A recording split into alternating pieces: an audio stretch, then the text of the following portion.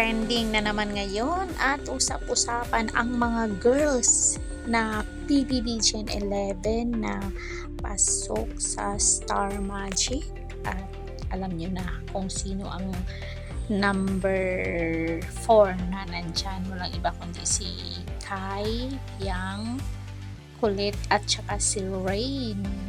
So kaabang-abang to kasi diba kung inaabangan natin ang kanilang paglabas, mas aabangan natin sila sa kung ano ang magiging role nila or bida ba sila sa isang teleserye o pelikula. Sino bang nag-aabang dyan kay Kai?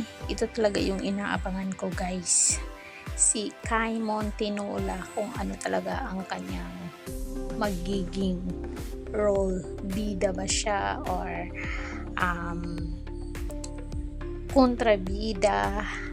At inaabangan ko talaga yung advertisement niya kasi may nahagap akong chika na ipapalabas na ang kanyang advertisement. Ano kaya ang unang ipalabas? Sunsilk, Lazada, or Pants?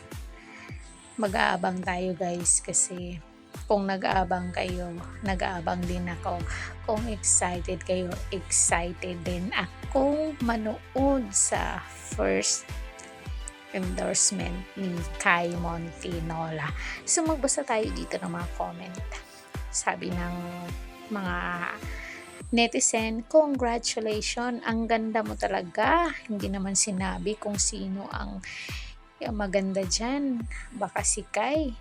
Artista na sila. Congratulations to all. Mulabaw jud ang kagwapa ni Kai. Exactly, yes. Pag makita na ko siya, numero siya international model or international artist. How about the boys? Wala si Kulit.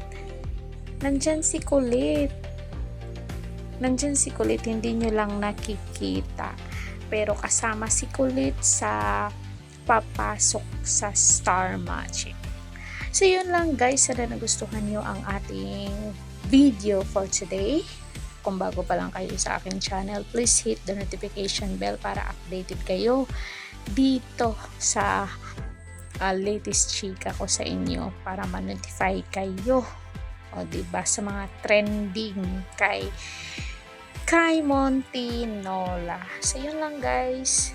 Don't forget to like, share, and subscribe. Corridor Official TV.